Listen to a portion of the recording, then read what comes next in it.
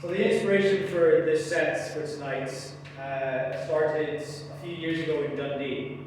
Now, I know that Dundee is not the place that you go for inspiration, unless your question is, where can I get some decent heroin? But, nice. I was looking at an exhibit at the V&A Museum, and there were some light bulbs there that I found out had been active since the early 1900s, like they worked the entire time that they'd been made.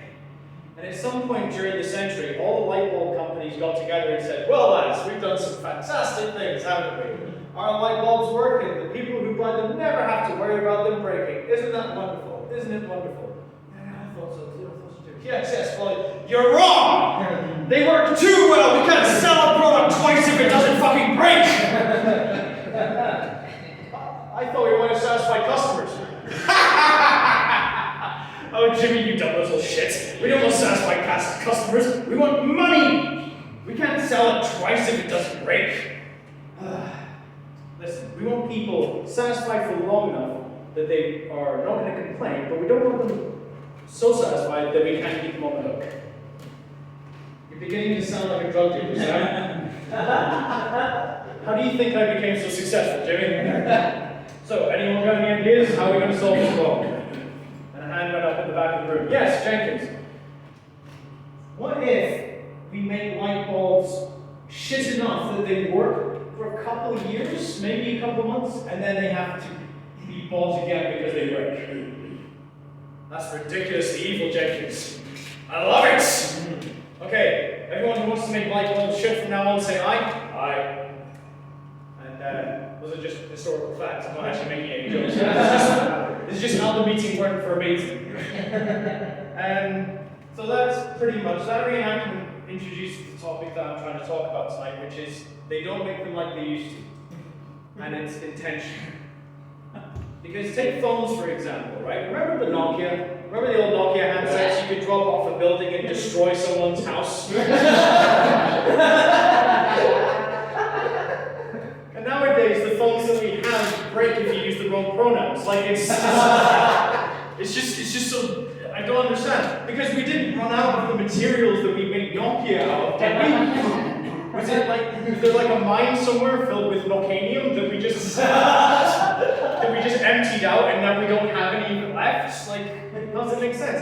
We have computers inside of our pockets that are more powerful than the ones that we use to land on the moon, and they're made with rice paper and extended warranties. Like, how does that make any sense? So yeah, we don't actually buy things anymore. We're subscribed to things. That's what capitalism thrives on. They want us subscribed. They don't want us to buy things and to be happy.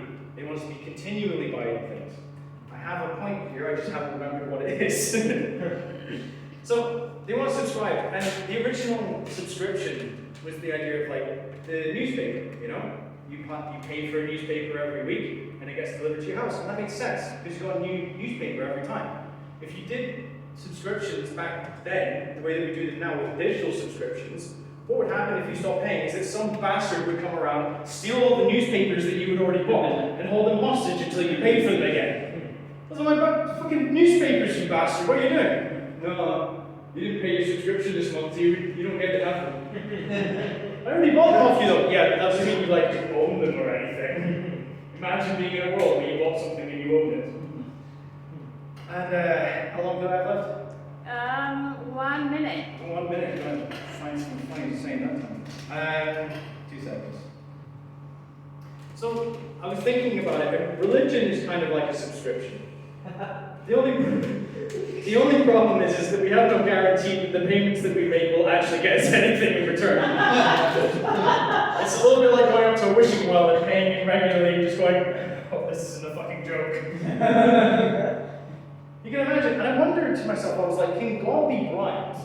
Because if you think about it, the collection plate is a little bit like that. You're putting your money each week, and then you go up to heaven, and St. Peter says, well, you were kind of a shit human, to be honest. You stole, you murdered, you lied. You even kicked a puppy once when you thought someone was looking. But you were a Patreon subscriber, so when you come, some guy behind it, I donated to the homeless. Yeah, but we're not the homeless, are we? We're the church. Did you give any money in church? Don't fucking think so. Back in line. And that's all I have. Thank you very much.